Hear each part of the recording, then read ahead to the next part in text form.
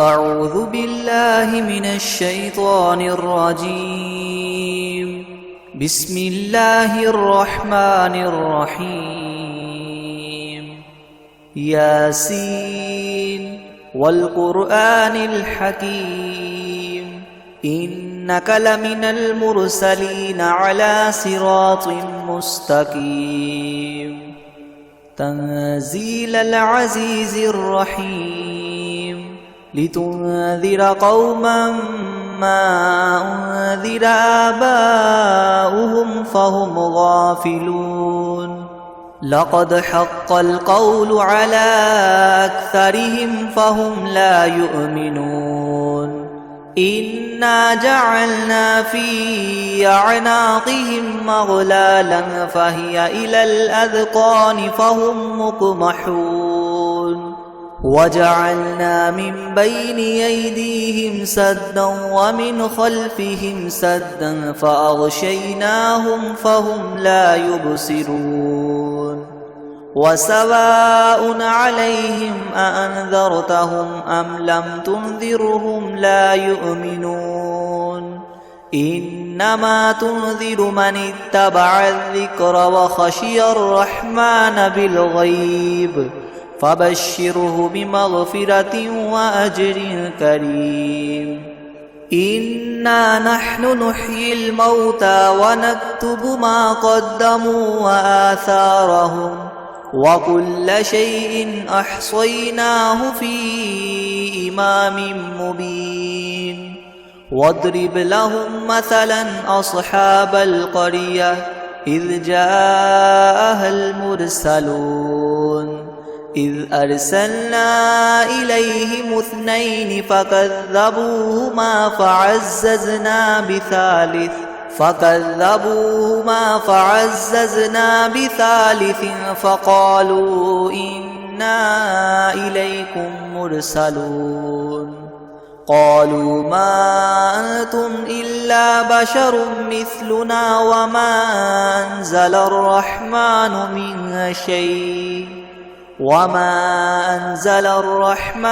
من شيء إن أنتم إلا تكذبون. قالوا ربنا يعلم إنا إليكم لمرسلون وما علينا إلا البلاغ المبين. قالوا إنا تطيرنا بكم لئن لم تنتهوا لنرجمنكم وليمسنكم منا عذاب أليم. قالوا طائركم معكم أئن ذكرتم بل أنتم قوم مسرفون. وجاء من أقصى المدينة رجل يسعى قال يا قوم اتبعوا المرسلين أتبعوا من لا يسألكم أجرا وهم مهتدون. وما لي لا أعبد الذي فطرني وإليه ترجعون. أأتخذ من دونه آلهة إن يردني الرحمن بدر لتغن عني شفاعتهم شيئا ولا ينقذون. إني إذا لفي ضلال مبين. إني آمنت بربكم فاسمعون. قيل ادخل الجنة قال يا ليت قومي يعلمون بما غفر لي ربي وجعلني من المكرمين. وما أنزلنا على قومه من بعده من جند من السماء وما كنا منزلين. إن كانت إلا صيحة واحدة فإذا هم خامدون. يا حسرة على العباد ما يأتيهم من رسول إلا كانوا به يستهزئون. ألم يروا كم أهلكنا قبلهم من القرون أنهم إليهم لا يرجعون وإن كل لما جميع لدينا محضرون وآية لهم الأرض الميتة أحييناها وأخرجنا منها حبا فمنه يأكلون وجعلنا فيها جنات من نخيل وأعناب وفجرنا فيها من العيون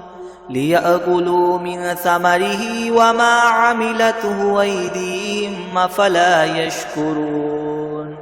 سبحان الذي خلق الأزواج كلها مما تنبت الأرض ومن أنفسهم ومما لا يعلمون وآية لهم الليل نسلخ منه النهار فإذا هم مظلمون والشمس تجري لمستقر لها ذلك تقدير العزيز العليم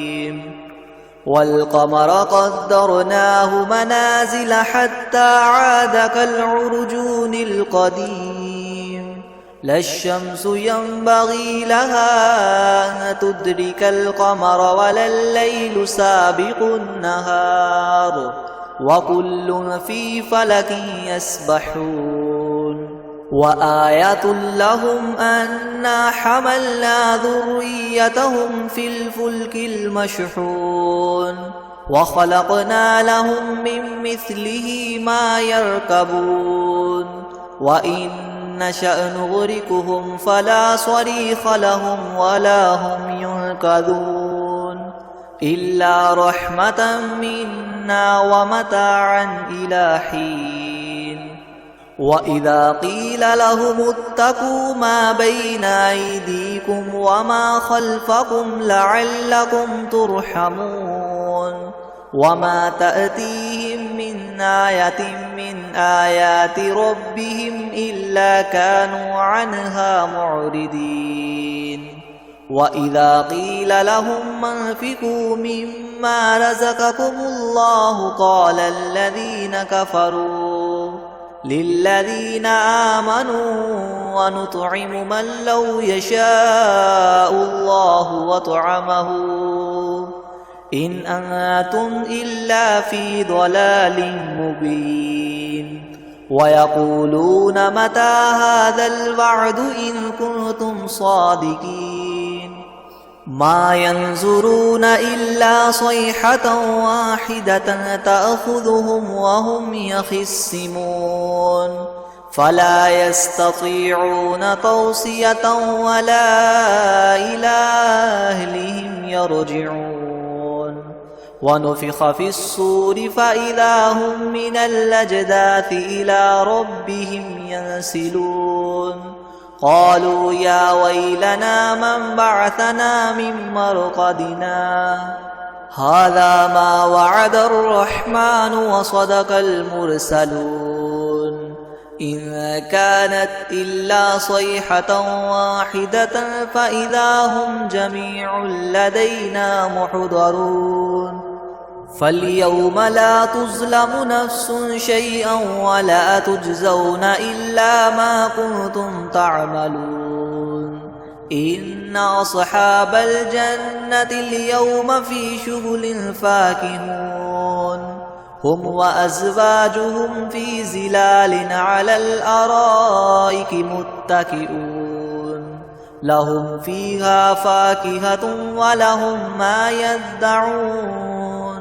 سلام قولا من رب رحيم وامتازوا اليوم أيها المجرمون ألم أعهد إليكم يا بني آدم ألا تعبدوا الشيطان إنه لكم عدو مبين وأن اعبدوني هذا صراط مستقيم ولقد أضل منكم جبلا كثيرا أفلم تكونوا تعقلون هذه جهنم التي كنتم توعدون اصلوها اليوم بما كنتم تكفرون اليوم نختم على أفواههم وتكلمنا أيديهم وتشهد أرجلهم بما كانوا يكسبون ولو نشاء لطمسنا على أعينهم فاستبقوا الصراط فأنى يبصرون ولو نشاء لمسخناهم على مكانتهم فما استطاعوا مضيا ولا يرجعون ومن نعمره ننكسه في الخلق أفلا يعقلون وما علمناه الشعر وما ينبغي له إن هو إلا ذكر وقرآن مبين لينذر من كان حيا ويحق القول على الكافرين أولم يروا أنا خلقنا لهم مما عملت أيدينا أنعاما فهم لها مالكون وذللناها لهم فمنها ركوبهم ومنها يأكلون ولهم فيها منافع ومشارب أفلا يشكرون واتخذوا من دون الله آلهة لعلهم ينصرون لا يستطيعون نصرهم وهم لهم جند محضرون فلا يحزنك قولهم إنا نعلم ما يسرون وما يعلنون أولم ير الإنسان أنا خلقناه من نطفة فإذا هو خصيم مبين وضرب لنا مثلا ونسي خلقه قال من يحيي العظام وهي رميم قل يحييها الذي ينشأها أول مرة وهو بكل خلق عليم الذي جعل لكم من الشجر الأخضر نارا فإذا أنتم منه توقدون أوليس الذي خلق السماوات والأرض بقادر على أن يخلق مثلهم بلى وهو الخلاق العليم إنما أمره إذا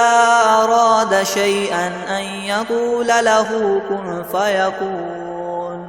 فسبحان الذي بيده ملكوت كل شيء وإليه ترجعون الرحمن علم القرآن خلق الإنسان علمه البيان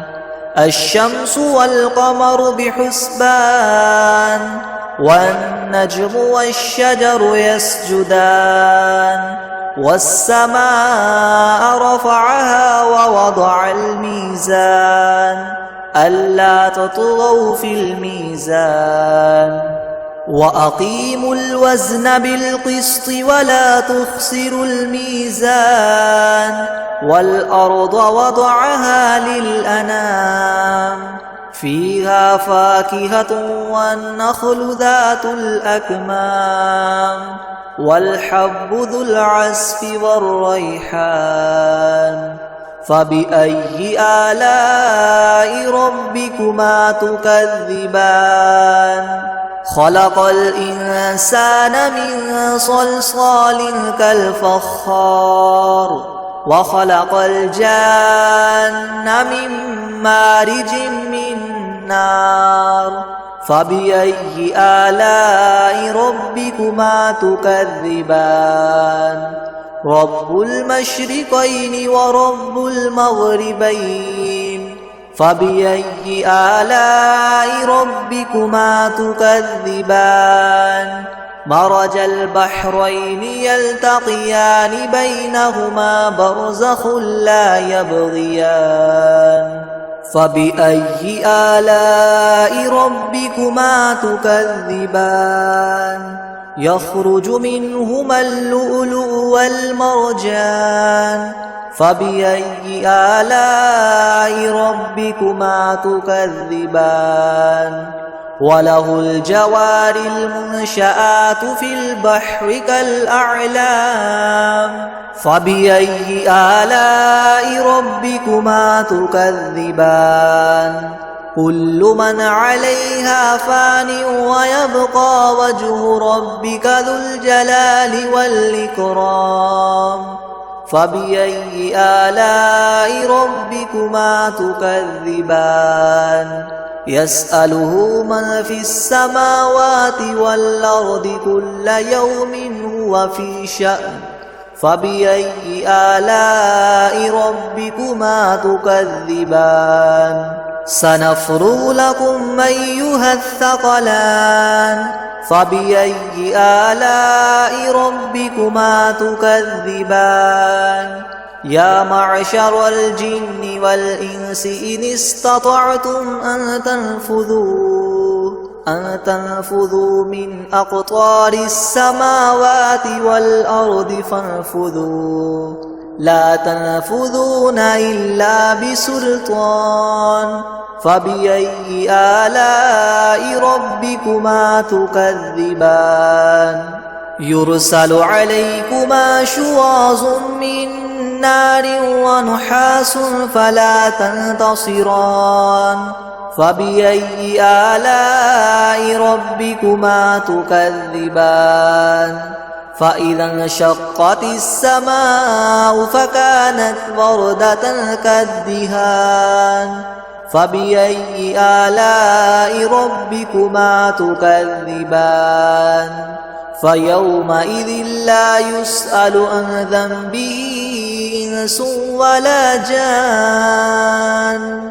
فبأي آلاء ربكما تكذبان يعرف المجرمون بسيماهم فيؤخذ بالنواصي والأقدام فبأي آلاء ربكما تكذبان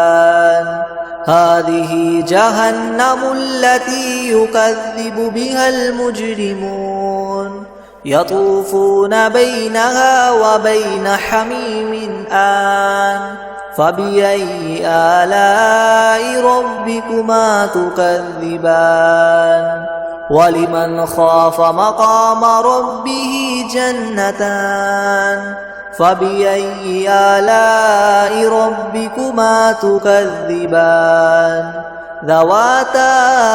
أفنان فبأي آلاء ربكما تكذبان فيهما عينان تجريان فبأي آلاء ربكما تكذبان فيهما من كل فاكهة زوجان فبأي آلاء ربكما تكذبان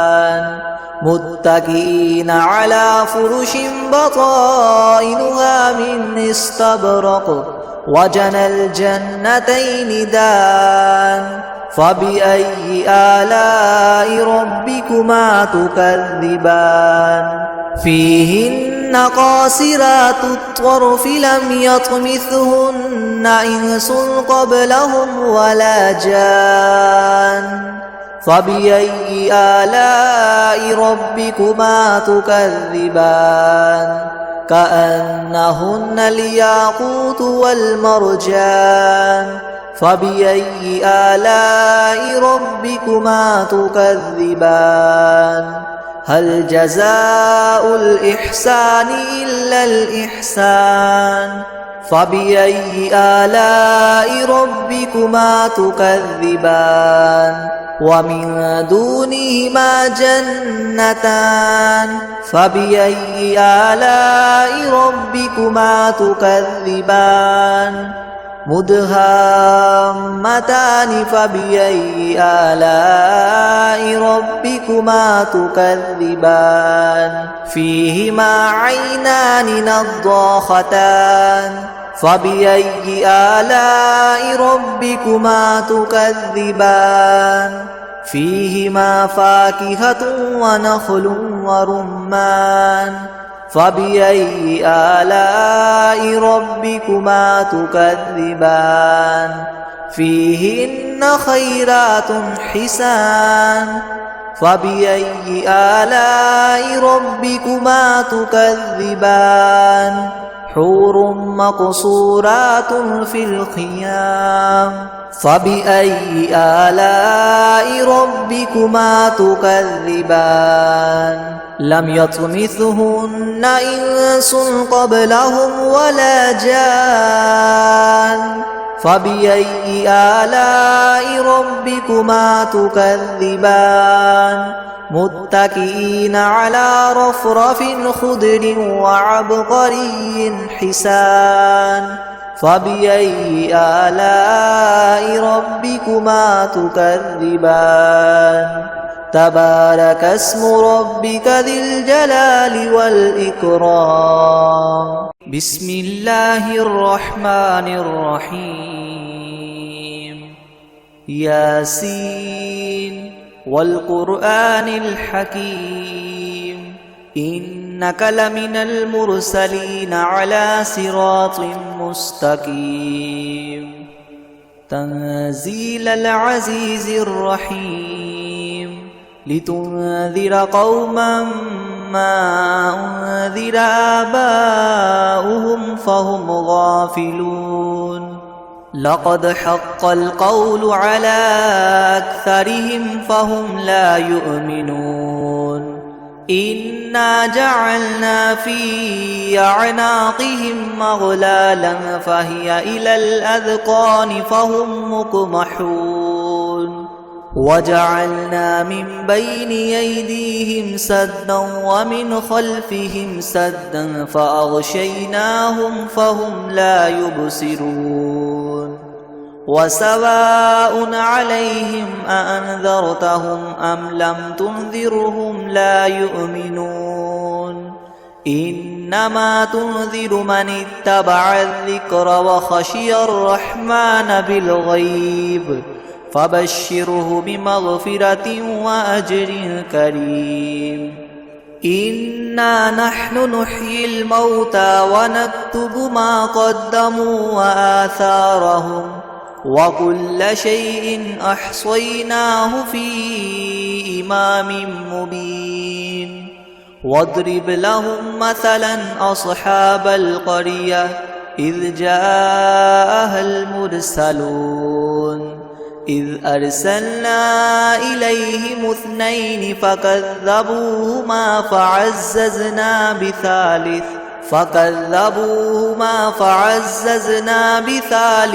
فقالوا إنا إليكم مرسلون قالوا ما أنتم إلا بشر مثلنا وما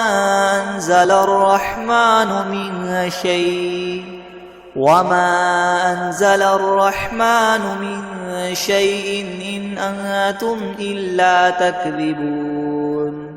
قالوا ربنا يعلم إنا إليكم لمرسلون وما علينا إلا البلاغ المبين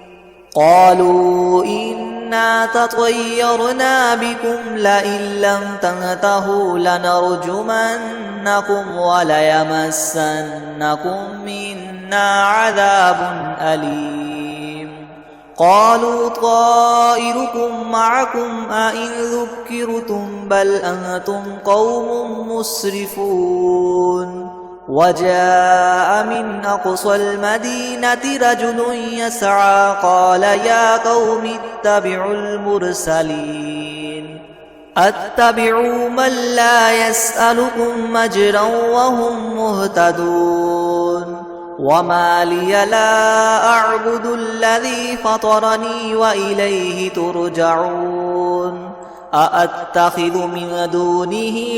آلهة إن يردني الرحمن بضر لتغن عني شفاعتهم شيئا ولا ينقذون إني إذا لفي ضلال مبين إني آمنت بربكم فاسمعون قيل ادخل الجنة قال يا ليت قومي يعلمون بما غفر لي ربي وجعلني من المكرمين وما أنزلنا على قومه من بعده من جند من السماء وما كنا منزلين إن كانت إلا صيحة واحدة فإذا هم خامدون يا حسرة على العباد ما يأتيهم من رسول إلا كانوا به يستهزئون ألم يروا كم أهلكنا قبلهم من القرون أنهم إليهم لا يرجعون وإن كل لما جميع لدينا محضرون وآية لهم الأرض الميتة أحييناها وأخرجنا منها حبا فمنه يأكلون وجعلنا فيها جنات من نخيل وأعناب وفجرنا فيها من العيون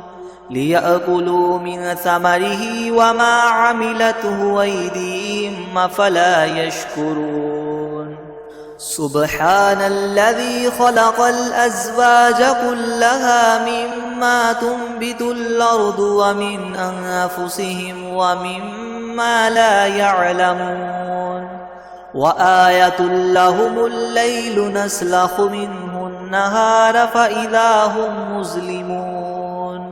والشمس تجري لمستقر لها ذلك تقدير العزيز العليم والقمر قدرناه منازل حتى عاد كالعرجون القديم لا الشمس ينبغي لها أن تدرك القمر ولا الليل سابق النهار وكل في فلك يسبحون وآية لهم أنا حملنا ذريتهم في الفلك المشحون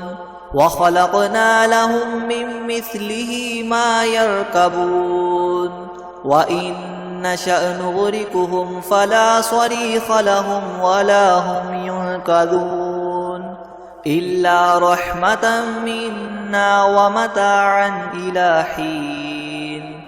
وإذا قيل لهم اتقوا ما بين أيديكم وما خلفكم لعلكم ترحمون وما تأتيهم من آية من آيات ربهم إلا كانوا عنها معرضين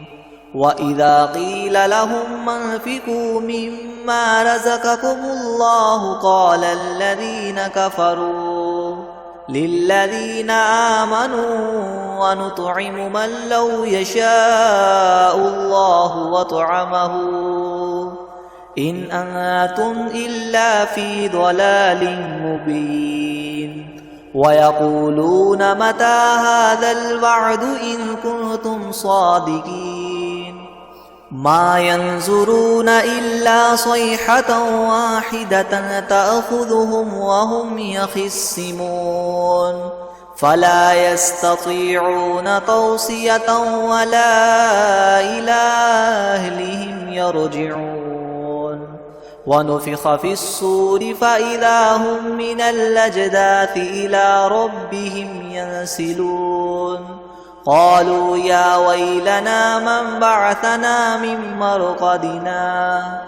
هذا ما وعد الرحمن وصدق المرسلون إن كانت إلا صيحة واحدة فإذا هم جميع لدينا محضرون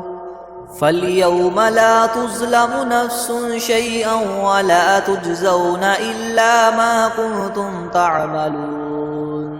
إن أصحاب الجنة اليوم في شغل فاكهون هم وأزواجهم في زلال على الأرائك متكئون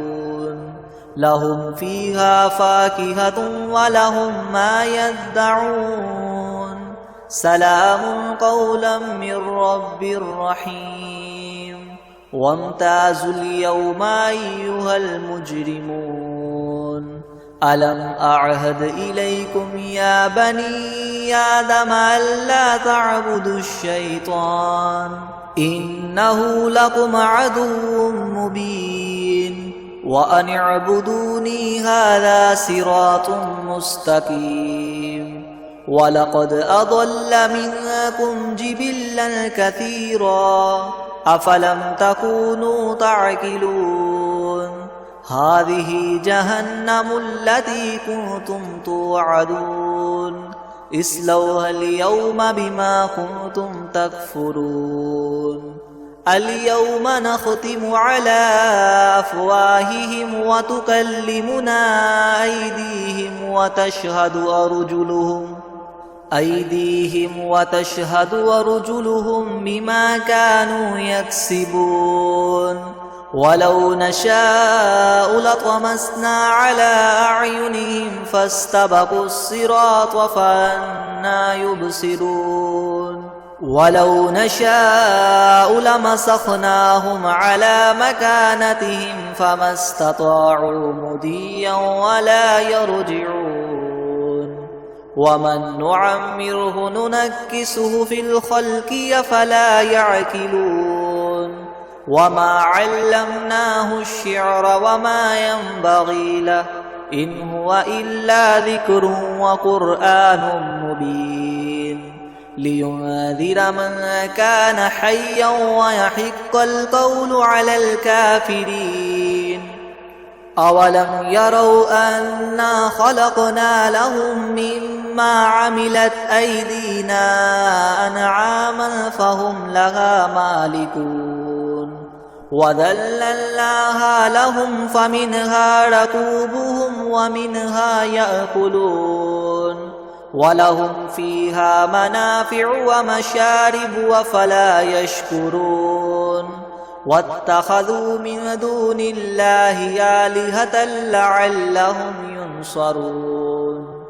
لا يستطيعون نصرهم وهم لهم جند محضرون فلا يحزنك قولهم إنا نعلم ما يسرون وما يعلنون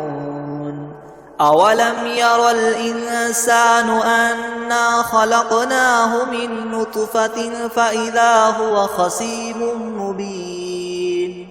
وضرب لنا مثلا ونسي خلقه قال من يحيي العظام وهي رميم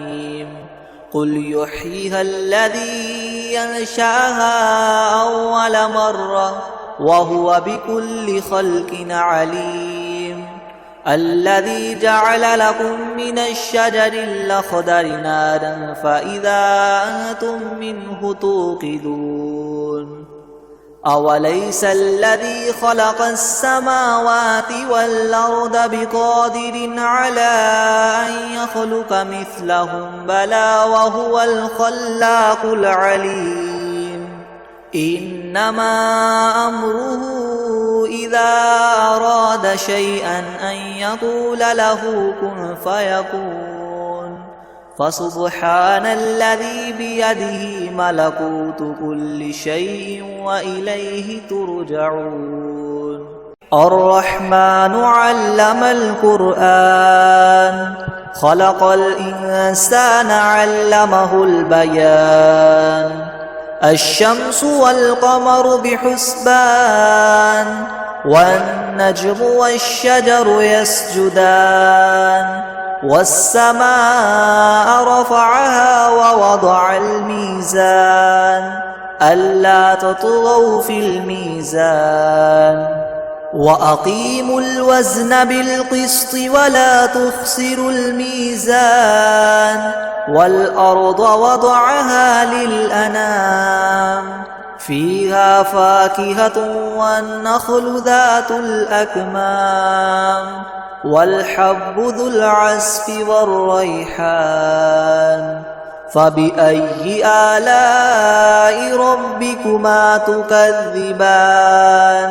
خلق الإنسان من صلصال كالفخار وخلق الجان من مارج من نار فبأي آلاء ربكما تكذبان رب المشرقين ورب المغربين فبأي آلاء ربكما تكذبان مرج البحرين يلتقيان بينهما برزخ لا يبغيان فبأي آلاء ربكما تكذبان يخرج منهما اللؤلؤ والمرجان فبأي آلاء ربكما تكذبان وله الجوار المنشآت في البحر كالأعلام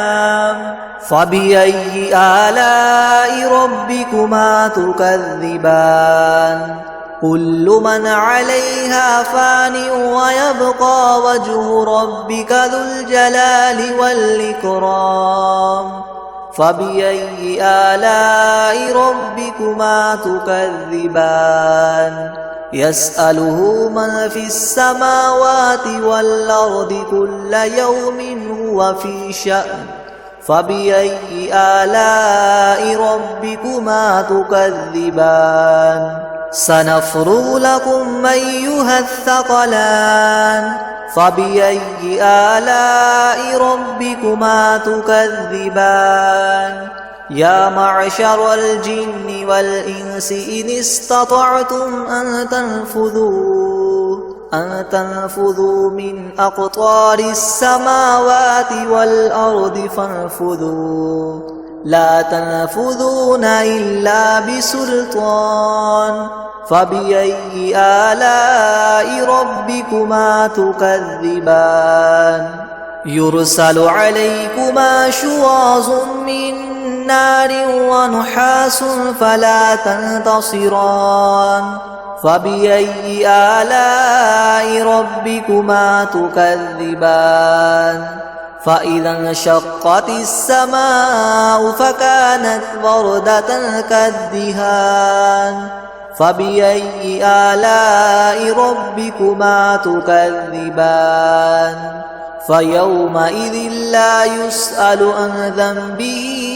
إنس ولا جان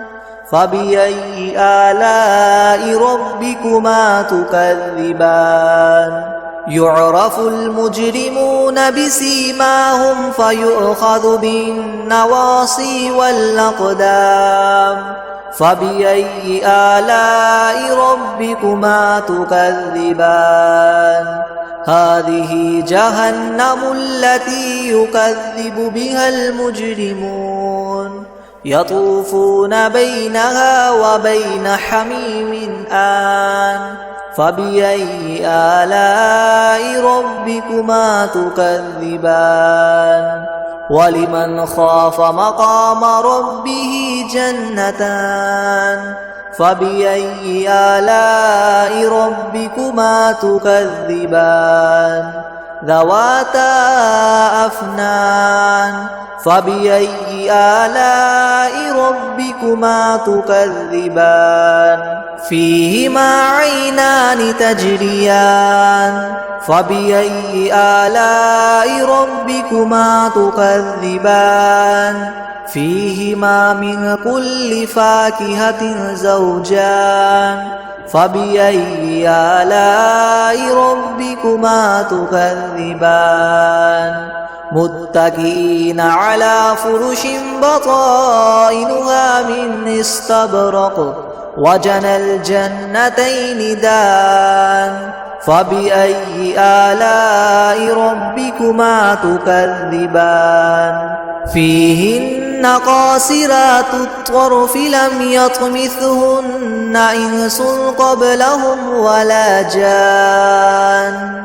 فبأي آلاء ربكما تكذبان كأنهن الياقوت والمرجان فبأي آلاء ربكما تكذبان هل جزاء الإحسان إلا الإحسان فبأي آلاء ربكما تكذبان ومن دونهما جنتان فبأي آلاء ربكما تكذبان مدهامتان فبأي آلاء ربكما تكذبان فيهما عينان نضاختان فبأي آلاء ربكما تكذبان فيهما فاكهة ونخل ورمان فبأي آلاء ربكما تكذبان فيهن خيرات حسان فبأي آلاء ربكما تكذبان حور مقصورات في الخيام فبأي آلاء ربكما تكذبان لم يطمثهن إنس قبلهم ولا جان فبأي آلاء ربكما تكذبان متكئين على رفرف خضر وعبقري حسان فبأي آلاء ربكما تكذبان تبارك اسم ربك ذي الجلال والإكرام